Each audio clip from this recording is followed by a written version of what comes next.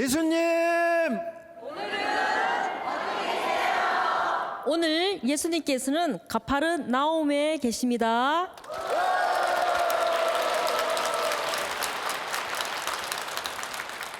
참미 예수님, 안녕하세요. 잘 지내셨어요? 네. 오늘 예수님께서는 가파르나움에 계십니다. 가파르나움에 계시는데 아주 특별한 만남을 하고 계세요. 그래서 우리도 그 특별한 만남에 함께 가보도록 하겠습니다. 준비되셨나요? 네. 좋아요. 예수님의 제자가 몇 명일까요? 잘했어요. 예수님의 제자가 12명입니다. 그런데 우리가 성경을 이렇게 보면 그 제자들의 명단이 나오고 있어요. 그런데 제자들 명단 바로 앞에 뭐가 있는가 하면 이름 앞에 수식어가 이렇게 붙어 있습니다. 누구의 아들, 누구의 아들 이런 것들이 붙어 있어요.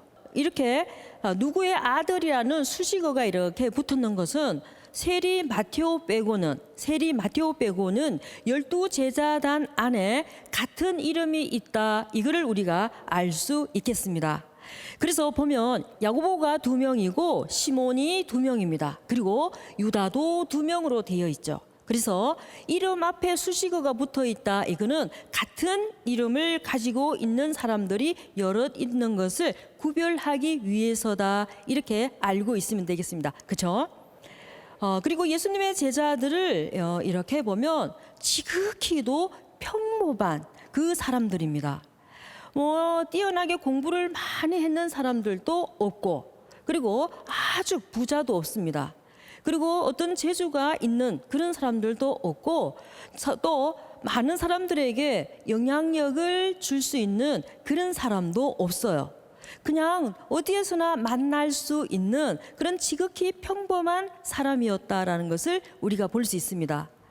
그럼 왜 예수님께서는 왜 제자들을 이렇게 뽑았을 때 그렇게 평범한 사람들을 뽑았을까? 그것은 바로 겸손 때문이었습니다. 겸손. 그런데 우리가 보면 제자들이 겸손한 삶이 뛰어났다? 또 그건 아니에요. 그렇죠? 그러면 왜 예수님이 그랬을까? 그거는 처음에부터 뭔가를 내세울 것이 없는 그 제자들, 그러니까 자기 마음을 비울 수 있는 제자들, 그들에게는 겸손의 삶을 더 잘 살 수 있는 그 확률이 많았다. 이거를 볼 수 있습니다. 만약에 제자들이 너무 똑똑하고 그 능력이 출중하고 그렇게 하면서 자기의 뜻을 조금 더 이렇게 꺾지 않고 포기하지 않는다면 예수님께서는 당신의 일을 하시기가 굉장히 어려웠을 거다. 이걸 우리가 볼 수 있습니다.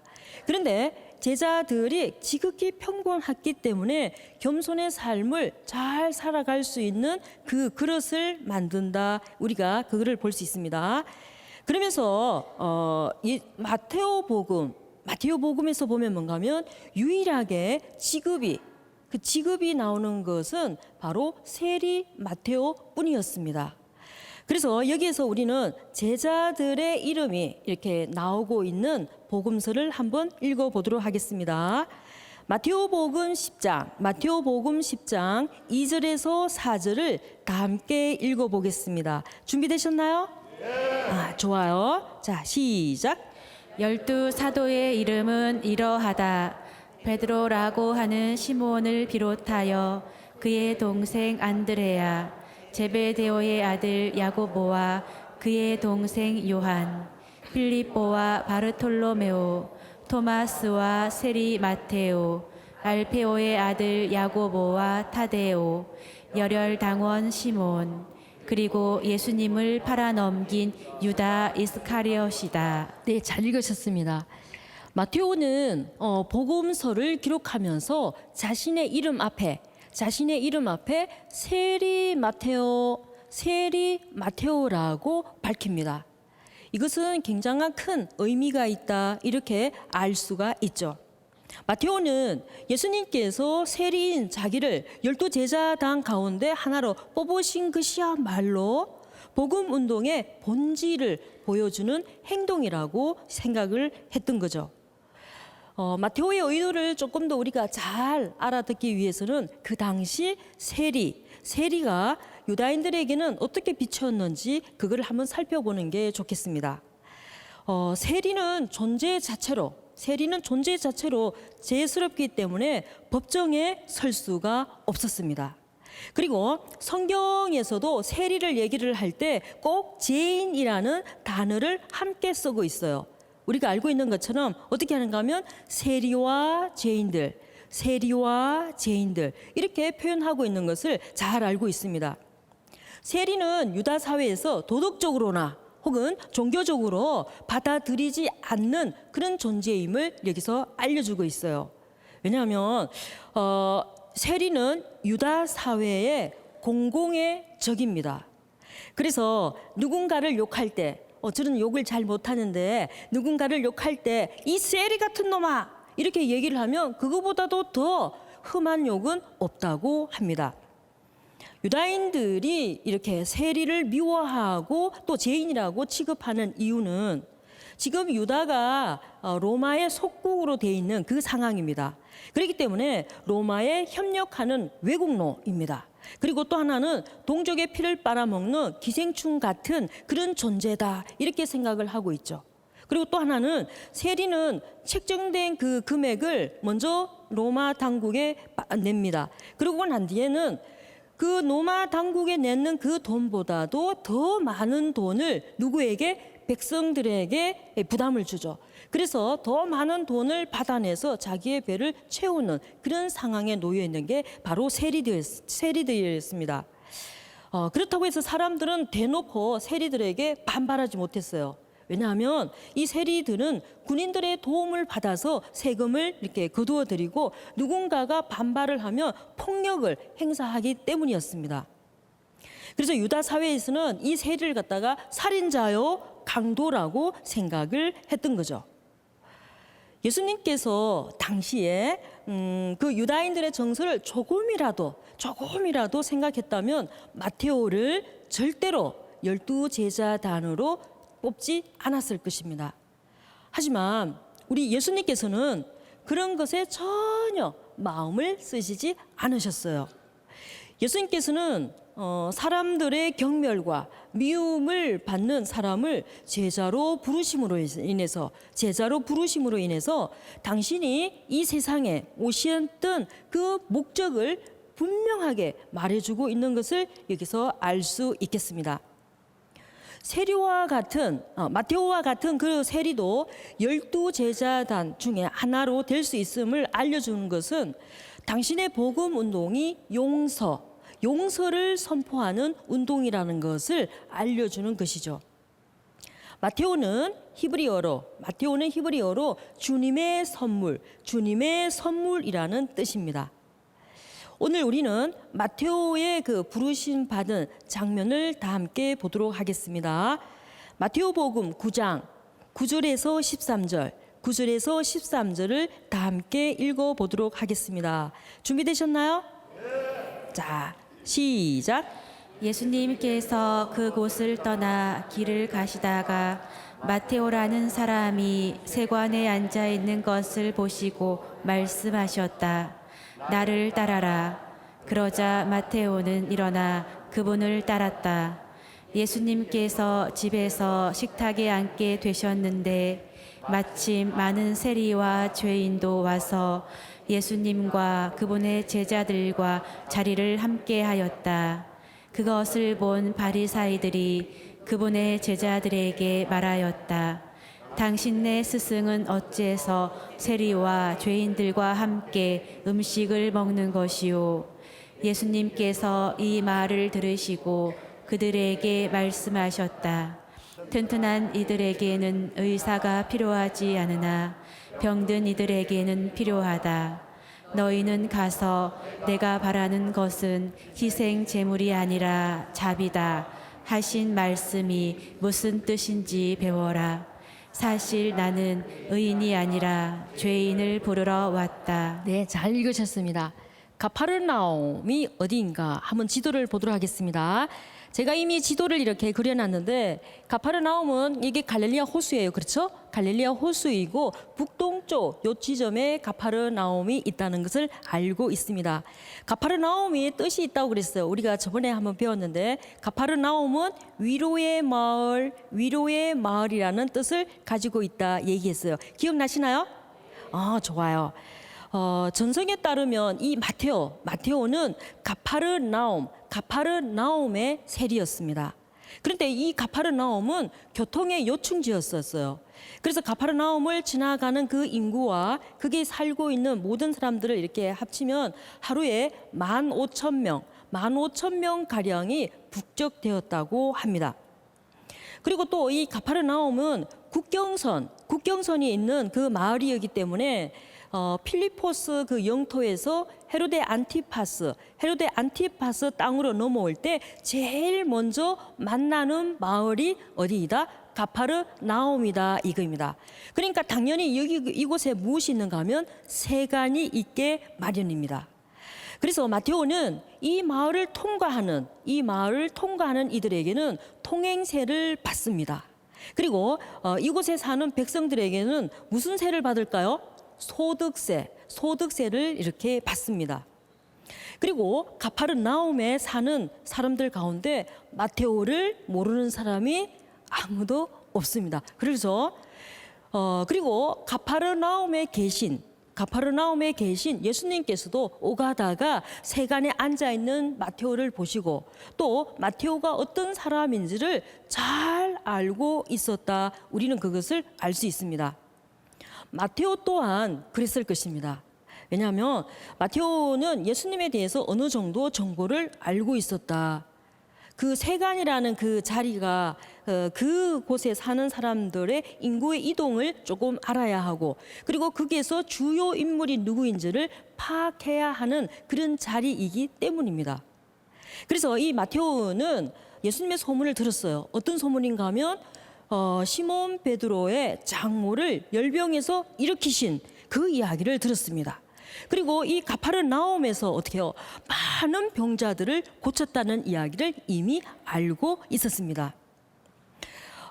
그리고 또 예수님뿐만 아니라 가파르나움에서 고기잡이를 하고 지내던 베드로와 안드레아와 야고보와 요한 이런 사람들도 가파르나움에 살고 있는 이 마테오를 이미 잘 알고 있었다. 우리는 그것을 한번 기억해 두었으면 좋겠습니다.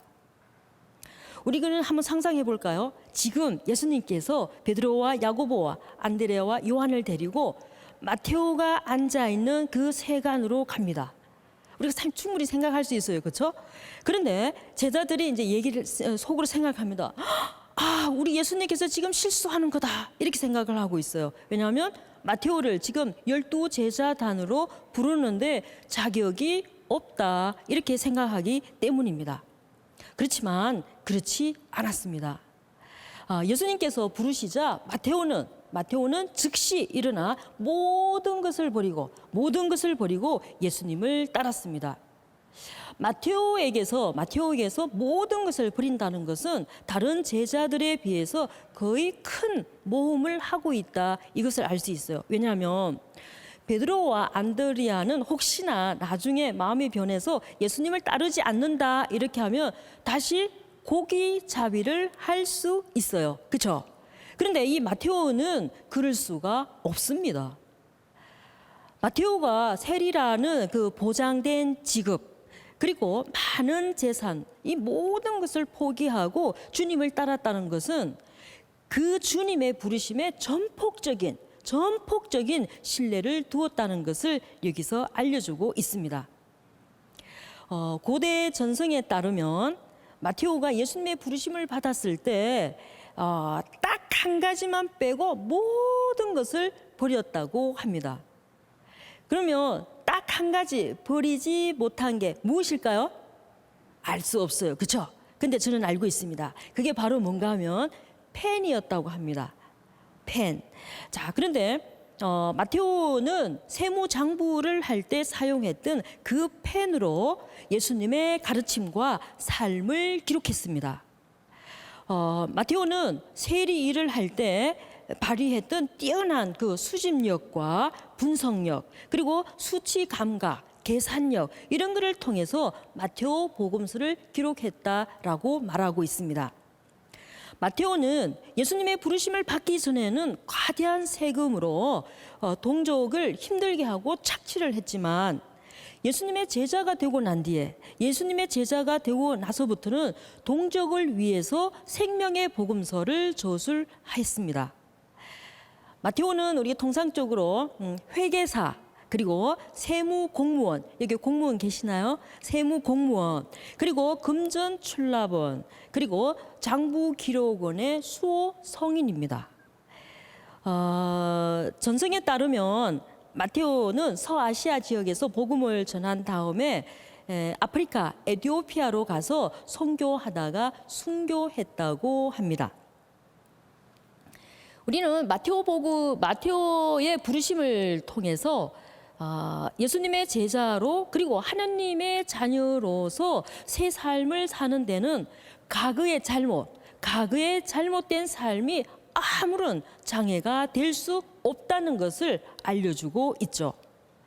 복음서에서 이런 삶의 본보기로 우리에게 제시된 인물이 바로 세리 마테오입니다. 그 이야기는 우리에게 예수님의 제자가 되기 위한 자격이 무엇인지, 그리고 부르심의 응답을 위해 필요한 것이 무엇인지를 가르쳐주고 있습니다. 예수님께서는 가파르나움을 이렇게 떠나서 세리가 앉아있는, 그 마테오가 앉아있는 세간에 이렇게 갑니다. 그리고 즉시 누구를 만나요? 마테오를 만납니다. 그러면서 하는 말이 뭐예요? 나를 따라라, 나를 따라라, 이렇게 말씀을 하십니다. 그런데 예수님과 마테오의 만남은 너무나도 일방적이라는 것을 우리가 볼 수 있습니다. 사실 예수님께서 가시는 곳마다 권위 있는 말씀과 행동으로 하나님 나라를 선포하십니다. 그렇기 때문에 예수님을 만나기 위해서 사방에서 군중이 모여들죠. 그리고 어떤 사람들은 예수님의 옷자락이라도 만지려고 이렇게 옵니다. 그리고 또 많은 사람들은, 가까이 가기 어려운 사람들은 목청껏 소리를 지르면서 예수님께 자비를 청합니다. 성경에 보면 이렇게 나와 있죠. 다윗의 자손이신 주님, 저희에게 자비를 베풀어 주십시오. 그리고 또 하나는 주님, 다윗의 자손이시여, 저희에게 자비를 베풀어 주십시오. 이렇게 외칩니다. 우리도 한번 외쳐볼까요? 어떻게 외치는가 하면 다윗의 자손이신 주님, 저에게 자비를 베풀어 주십시오. 큰 소리로, 자, 시작. 다윗의 자손이신 주님, 저희에게 자비를 베풀어 주십시오. 그러니까 분위기 어떻게 해요? 예수님을 만나려고 열광하는 그런 분위기였습니다. 그런데 예수님께서 마테오를 부르실 때는 전혀 다른 분위기였어요. 마테오는 예수님께서 자기가 일하는 곳을 지나가는데도 아무런 관심을 갖고 있지 않습니다. 그냥 무심하게 세간에 앉아서 있는 것을 보면 그의 관심사는 오로지 뭐요? 세간, 그러니까 세리로서 해야 할 일에만 집중되어 있다, 이것을 알 수 있습니다. 마테오가 예수님께 관심이 있건 없건 그거는 별로 중요하지가 않았습니다. 마테오는 스스로 동족과 나누는 삶을 거부하고 소외당한 채 살아가고 있어요. 그리고 본인 스스로가 하나님 앞에 큰 죄인이다, 이런 생각을 하고 살아가는 사람 중에 하나였습니다. 왜냐하면 예수님 당시 세리는 유다인들에게 세금을 거두고 그 돈을 누구에게? 로마 황제에게 바치는 일을 하는 사람이었습니다. 하느님이 아닌 이방인 황제를 위해서 세금을 바친다, 이거는 그 황제가 이 세상의 통치자다, 이렇게 인정하는 거나 마찬가지입니다. 그런데 유다인들은 이 세상의 임금은 누구예요? 오직 하나, 하느님이잖아요. 그러니까 이 신앙에 위배되기 때문에 큰 죄인이다, 이렇게 여겼습니다. 그리고 유다인들도 그런 세리를 갖다가 죄인이라고 비난하면서 상종하지 않았습니다. 그런 비난과 따돌림에 아주 익숙하게 있는 이 세리 마테오. 이 세리 마테오는 그래서 동족들로부터 스스로가 이렇게 분리되어 있는 그 삶을 살아가고 있습니다. 예수님께서는 하나님과 이웃을 향해 마음을 닫아버린 그런 마테오를 그냥 지나칠 수가 없었습니다. 그리고 예수님께서는 이미 하느님 나라가 가까워 있는 사람들을 칭찬하려고 한 것이 아니라 자꾸만 하느님 나라에서 멀어져 가는 이 죄인들의 해결을 위해 구원을 해주기 위해서 오신 분이다. 이거를 우리가 또 알 수 있겠죠.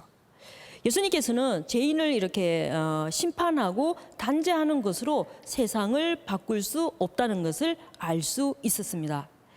단죄와 처벌은 사람을 두렵게 하기 때문에 죄에서 벗어나게 할 수는 있지만 마음을 움직여서 자발적으로 죄를 피하고 사랑을 실천하도록 이끄는 데는 한계가 있었습니다. 우리에게도 이 마테오처럼 삶의 전환점이 분명히 있습니다. 아니면 그 전환점이 예수님과 더 강한 만남을 통해서 지금 일어날 수도 있습니다. 우리가 삶에 지쳐 있거나 아니면 하나님에게서 멀어져 가는 그 삶을 살아가고 있을 때 더 강력한 새로운 삶을 살 수 있도록 예수님의 부르심이 있습니다.